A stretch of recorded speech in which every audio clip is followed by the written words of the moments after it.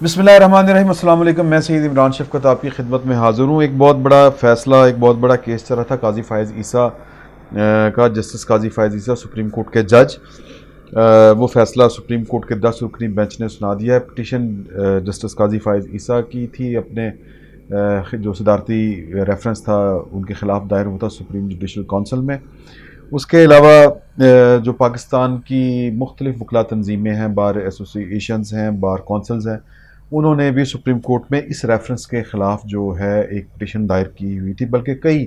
Petitions दायर की हुई थी। तो उन पिटीशंस को मेंटेनेबल करार दे के उनको मंजूर कर लिया गया है, जिसका नतीजा ये हुआ है कि जो सदारती रेफरेंस है काजी फ़ायज़ ईसा के ख़िलाफ़, वो कल अदम यानी बिल्कुल सिरे से ख़त्म हो गया है। मगर 7 रुकनी जो यानी 10 रुकनी बेंच में से 7 जजों ने, जिनमें बेंच के सरबराह जस्टिस उमर अत्ताब बंदयाल जो हैं, वो भी उनमें शामिल हैं। 7 जजों ने ये कहा है कि इस रेफरेंस या ये रेफरेंस जिस बुनियाद पर बनाया गया था कि जस्टिस काजी फ़ायज़ ईसा की जो अहलिया हैं उनके नाम कोई बैरून मुल्क प्रॉपर्टी है, और वो प्रॉपर्टी जो है वो उन्होंने अपने टैक्स गोशवारों में ज़ाहिर नहीं की, वो छुपाई है। तो ये कोई इल्लीगल मींस के ज़रिए मुमकिन है, बल्कि उनका तो इल्ज़ाम था कि उन्होंने गैर नाजायज़ तौर पर जो आमदन थी उसके ज़रिए इसको ये असासे बनाए हैं और अपनी अहलिया के नाम लगवाए हैं। ये केस काफ़ी अरसे से चल रहा था, लेकिन पिछले कुछ दिनों से तवातर के साथ इसकी समाअत हो रही थी। कल जस्टिस काजी फ़ायज़ ईसा की जो अहलिया हैं, उन्होंने वीडियो लिंक के ज़रिए अपना बयान रिकॉर्ड करवाया। उसको अदालती टर्म में बयान रिकॉर्ड करवाना नहीं कहेंगे, वो एक गैर रवायती अंदाज में, क्योंकि वो फ़रीक तो थी नहीं थी केस की। तो उन्होंने ना सिर्फ ये कि उस वीडियो लिंक में अपनी जो बयान दिया, उसमें उन्होंने वो सारी तफसीलात बता दी, और बड़ी खौफनाक तफसीलात थी। उनकी चूँकि वालदा जो थी वो स्पेनिश थी, तो वो स्पेन की, उनको उस वजह से नेशनैलिटी उनके पास है। और वो कहती हैं कि पहले उनको पाकिस्तान का वीज़ा आराम से मिल जाया करता था, लेकिन जब से काजी फ़ायज़ ईसा सुप्रीम कोर्ट के जज बने, तब से उनको वीज़े में भी रुकावट है। फिर उन्होंने जो डॉक्यूमेंट्स अपने दिखाए, वो ये थे कि वो बाकायदा ख़ुद कफ़ील हैं, वो नेशनल अमेरिकन स्कूल जो है उसमें, और वो ठीक ठाक तनख्वाह देता है, उसमें वो मुलाजमत करती थी, और उससे आने वाले पैसों का उनके पास पूरा रिकॉर्ड था। उन्होंने वो भी अदालत को दिखाया। उन्होंने अदालत को ये भी दिखाया कि उन्होंने अपने टैक्स गोशवारों के अंदर अपनी जो गैर मुल्की जायदादें हैं, वो कोई 2,45,000 पाउंड्स की, इस तरह एक और जायदाद कोई 2,40,000 पाउंड की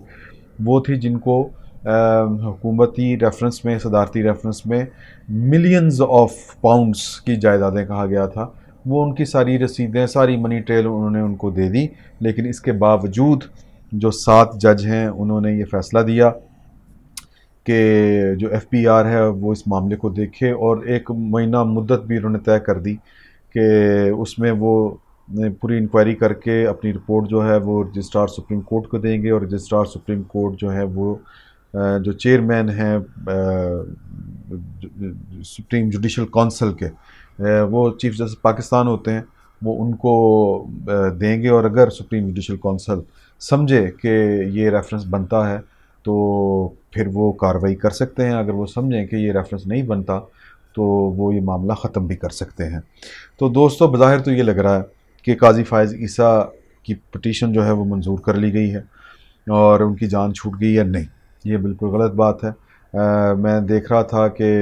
जो वकला रहनुमा हैं वो टीवी पर मिठाइयाँ खा रहे थे, और इस खुशी में कि फ़ैसला उनके हक़ में हो गया। मुझे थोड़ी सी हैरानी भी हुई। ये मामला, अदालती फ़ैसलों को थोड़ी देर लगती है समझने के अंदर। पनामा केस वाले में भी आपको याद होगा कि दोनों तरफ का ख्याल था कि वो जीत गए हैं, और नवाज़ शरीफ और शहबाज शरीफ की भी तस्वीरें आई कि दोनों भाई खुशी में एक दूसरे के साथ गले मिल रहे हैं, लेकिन वो उनके घर जाने का सबब बना। तो जस्टिस काजी फ़ायज़ ईसा का मामला भी ख़त्म नहीं हुआ। उसकी वजह ये है कि जस्टिस काजी फ़ायज़ ईसा एक इंडिपेंडेंट जज है। मेमो गेट में उन्होंने जो रोल प्ले किया, उसमें पीपल्स पार्टी उनके ख़िलाफ़ हो गई। कोयटा बम धमाके में उन्होंने एक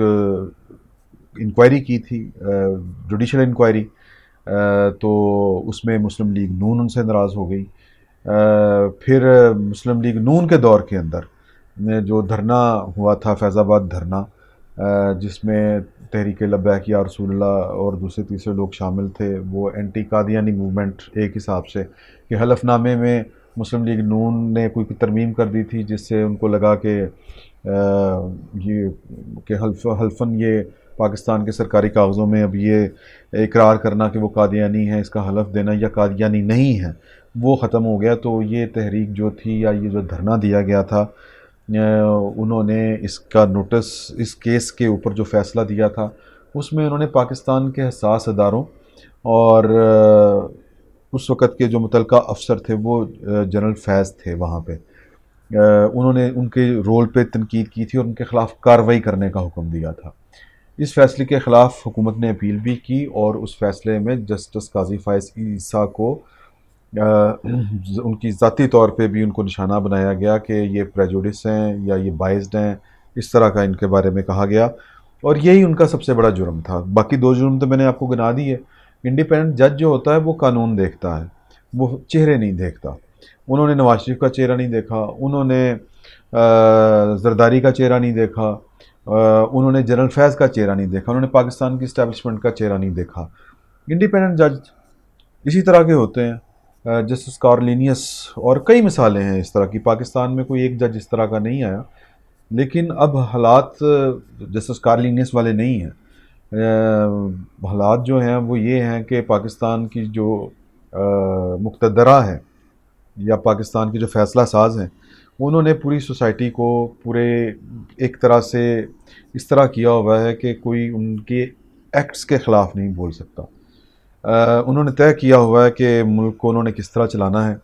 اور کن کن کے ذریعے چلانا ہے۔ تو وہ جو بھی ایکٹ کرتے ہیں، وہ کسی قانون کے دائرے میں آئے یا نہ آئے، ان پر جو سوال اٹھائے، وہ اس کا پاکستان میں رہنا چلنا مشکل ایک کاموں میں سے ہے، کیونکہ وہ سمجھتے ہیں کہ پاکستان کے مسائل کو اور جس طرح وہ سمجھتے ہیں اس طرح کوئی نہیں سمجھتا، اور وہ یہ سمجھتے ہیں کہ جس طرح پاکستان کے ساتھ وہ لائل ہیں، پاکستان کے ساتھ جس طرح ان کی وفاداری جو ہے وہ دو ٹوک ہے، اس طرح شاید کسی اور کی وفاداری نہیں ہے۔ یہ ان کا اپنا خیال ہے، یہ صحیح ہے یا غلط ہے ہم اس بحث میں نہیں جاتے، لیکن اس وقت صورتحال یہ ہے کہ وہ جو سمجھتے ہیں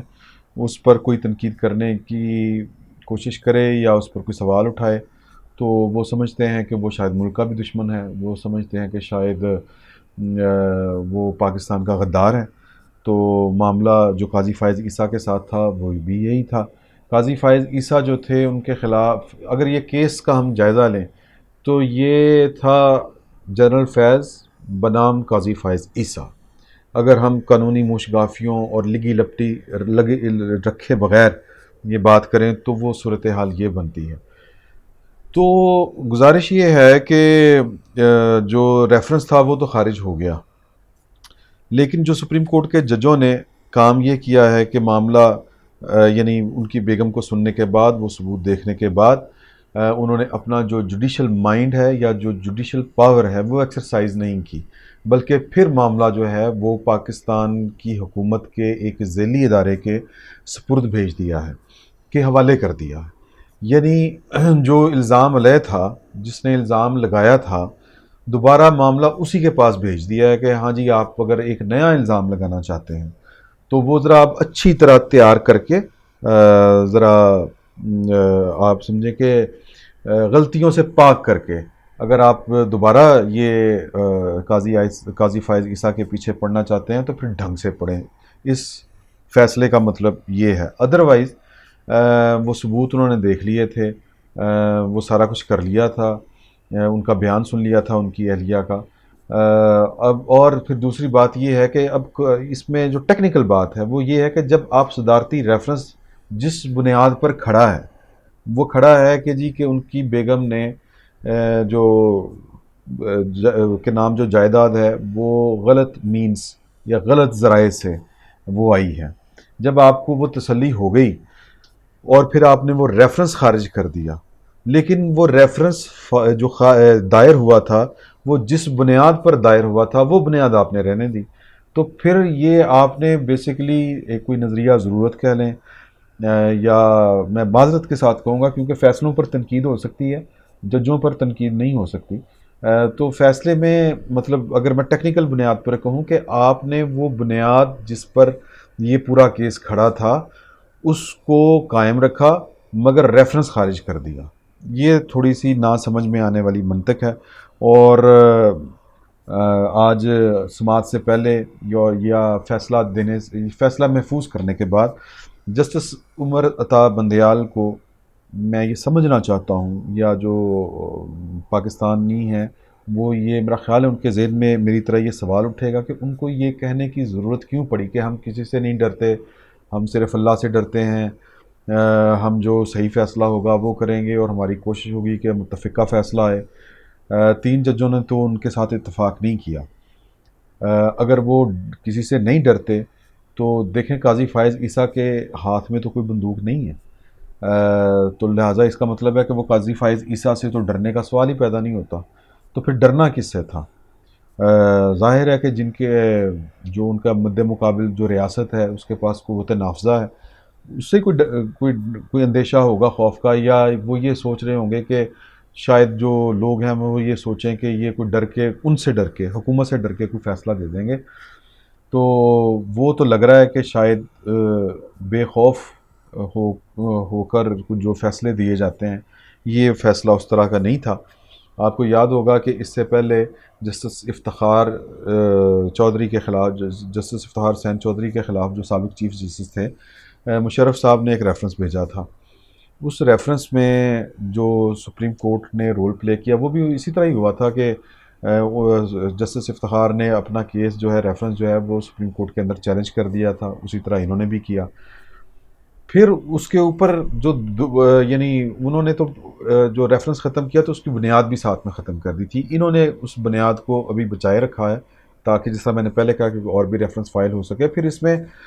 سب سے جو اہم سوال جو عدالت اٹھاتی رہی تھی، اب وہ تفصیلی فیصلہ آئے گا تو پتہ چلے گا کہ اس کے بارے میں کیا کہا ہے، عدالت نے کہا کیا ہے یا کیا نہیں کہا، وہ یہ تھا کہ کیا ججوں کی جاسوسی ہوتی ہے۔ اب سوال یہ ہے کہ آپ کہتے ہیں کہ آپ سے مراد ہے کہ حکومت اور حکومتی ادارے کہ جسٹس قاضی فائز عیسیٰ نے ایک پراپرٹی بنائی ہے، اور وہ پراپرٹی انہوں نے بنائی ہے جج سپریم کورٹ بننے کے بعد، تو کیا آپ یہ کس طرح کہہ سکتے ہیں کہ انہوں نے تو بنا لی باقیوں نے نہیں بنائی؟ جو باقی جج ہیں سپریم کورٹ کے، آپ صرف ان کو سنگل آؤٹ کریں تو اس کا مطلب یہ ہے کہ آپ جو سپریم کورٹ کے جج ہیں آپ سے مراد ہے کہ حکومت اور حکومتی ادارے، اس کا دوسرا مطلب یہ ہے کہ وہ سپریم کورٹ کے تمام ججوں کی جاسوسی کرتے ہیں۔ اب یہ اس جاسوسی پر بھی عدالت میں بات ہوئی اور فروغ نسیم نے کہا کہ جاسوسی کا مطلب یہ ہے کہ آپ صرف گھر کی چار دیواری جو ہے اس کے اندر جب کوئی جھانکے گا تو وہ جاسوسی ہوگی۔ عدالت نے اس سے وربلی تو اتفاق نہیں کیا تھا، عدالت نے کہا تھا کہ کسی کو فالو کرنا، کسی کی چیزیں دیکھنا، جانچ پڑتال کرنا، اس کو بتائے بغیر، اس کے نوٹس میں لائے بغیر، وہ جاسوسی ہوتا ہے۔ اور یہ کوئی غیر معروف سا پتہ نہیں کون سا کوئی صحافی ہے، کوئی ڈوگر سم تھنگ، اس کی درخواست پہ یہ ریفرنس تیار ہوا تھا۔ اب وہ جو کریکٹر ہے وہ بھی سامنے نہیں ہے، اس کا بھی نہیں پتہ چل رہا۔ پھر تیسری بات یہ ہے کہ ان کی بیوی نے کہا، جسٹس قاضی فائز عیسیٰ کی بیوی نے، کہ ان کو ڈرایا دھمکایا جاتا رہا، ان کو سرکاری دفاتر میں نہ صرف ذلیل کیا جاتا رہا بٹھا کے، ان کا جو ٹیکس جمع کروانے کا اسٹیشن ہے وہ کراچی سے بدل کے اسلام آباد کر دیا گیا، حالانکہ وہ ٹیکس کے گوشوارے چونکہ وہاں پہ رجسٹر تھیں تو انہوں نے اس کی بھی شکایت کی، وہ بھی نہیں سنی گئی۔ پھر انہوں نے کہا کہ ان کے بیٹوں کو فالو کیا جاتا رہا، ان کے بچوں کو فالو کیا جاتا رہا، تو یہ جو ساری حرکتیں تھیں اس پہ انہوں نے کہا جسٹس عمر عطا بندیال نے کہ جب کوئی اپنی کریز سے نکل کے کھیلتا ہے تو اس کو سزا نہیں دیتے۔ اور پھر ایک اور انہوں نے بات کی کہ جب آپ کے خلاف کوئی شکایت، آپ کے خلاف ہے کہ کسی جج کے خلاف کوئی شکایت آئے تو حکومت کو پتہ چلے کسی چیز کا تو وہ اٹھا کے اپنے دراز میں رکھ لے اور یہ طے کرے، کسی مناسب وقت کا انتظار کرے کہ جب یہ کھل کے کھیلے گا تو پھر ہم یہ ثبوت اس کے خلاف استعمال کریں گے، یعنی ایک بلیک میلنگ ایکٹ۔ اس پر بھی بڑی کھل کے بات ہوئی۔ تو اب دیکھنا یہ ہے کہ ان چیزوں پہ عدالت جو ہے اس نے کوئی نوٹس اپنے فیصلے میں لیا ہے، اس پر کوئی اس کی ورڈکٹ آئی ہے، دی ہے یا نہیں دی ہے۔ جب تفصیلی فیصلہ آئے گا تو پتہ چلے گا۔ فی الوقت ہم صرف یہ کہہ سکتے ہیں کہ اس کیس میں جسٹس قاضی فائز عیسیٰ کی فتح نہیں ہوئی، فتح جن کی ہونی تھی فتح ان کی ہوئی ہے، اور قاضی فائز عیسیٰ کا ابھی تک جو مستقبل ہے وہ مخدوش ہے، وہ سوالیہ نشان کے نیچے ہے۔ اور میرا نہیں خیال، کیونکہ اتنا انڈیپینڈنٹ جج جو ہے وہ پاکستان جیسی ریاست اور پاکستان کی ریاست کے جو ادارے ہیں وہ برداشت کر سکیں، کیونکہ آنے والے دنوں میں اب تو اس جسٹس گلزار کے بعد عمر تا بندیال نے چیف جسٹس بننا ہے، اور جب اگلے جنرل الیکشن ہونے ہیں تو ان میں شیڈول کے مطابق اگر جسٹس قاضی فائز عیسیٰ، اللہ تعالیٰ ان کو زندگی دے، اور اگر یہ جج رہے سپریم کورٹ کے، تو یہ چیف جسٹس آف پاکستان ہوں گے۔ تو اتنا انڈیپینڈنٹ چیف جسٹس یہ قابل قبول نہیں ہے۔ مجھے ایک چھوٹا سا واقعہ یاد آ رہا ہے، وہ میں آپ کی گوش گزار کر دوں کہ جن دنوں افتخار چودھری نئے نئے ایلیویٹ ہوئے تھے سپریم کورٹ میں بلوچستان ہائی کورٹ سے، تو یہ پہلی دفعہ لاہور میں آئے، تو میں کورٹ رپورٹنگ کیا کرتا تھا، ہمارے استاد ہیں سعید چوئی صاحب، وہ بھی میں اور وہ اکٹھے تھے، تو ہم جسٹس رمدے صاحب سے کسی کیس کے حوالے سے ملنے کے لیے گئے، تو انہوں نے مذاق سے کہا کہ یار لوگ مجھے تو ایویں پاگل کہتے ہیں، اصل پاگل تو میرے ساتھ والے کمرے میں بیٹھا ہوا۔ تو وہ ایک لمبی پھر بات ہو جائے گی، وہ ایک کیس تھا جس میں انہوں نے بڑا دبنگ فیصلہ دیا تھا، تو وہ جسٹس خلیل الرحمان رمدے کے لیے بھی ایک وہ شوق تھا کہ یار کہ اتنا بولڈ فیصلہ۔ تو پھر اسی طرح کی 2 4 5 فیصلے نا جب جسٹس افتخار چودھری نے دیے، تو میں نے ایک دن نا جسٹس رمدے سے پوچھا، غالباً ان کے ساتھ جسٹس منیر شیخ بھی موجود تھے، اب مجھے صحیح طرح یاد نہیں پڑ رہا، لیکن یہ جو جملہ بولا یہ جسٹس خلیل الرحمان رمدے نے بولا۔ تو میں نے کہا کہ جج صاحب مجھے یہ بات بتائیں، حالانکہ وہ خود بھی جج تھے، میں نے کہا کہ جس طرح کے افتخار چودھری جج ہیں جتنے وہ بولڈ ہیں، اس طرح کا بولڈ جج حکومت برداشت کر لے گی، کر سکتی ہے؟ تو اور خصوصاً جب انہوں نے چیف جسٹس بننا ہو، تو انہوں نے وہ سگریٹ بہت زیادہ پیا کرتے ہیں، اللہ تعالیٰ ان کو زندگی دے، تو انہوں نے سگریٹ پی رہے تھے تو ایک لمبا سا کش کھینچا اور مسکرا کے کہا کہ نہیں۔ تو میں نے کہا کہ ان کو چیف جسٹس بننے دے گا کوئی؟ کہتے ہیں کہ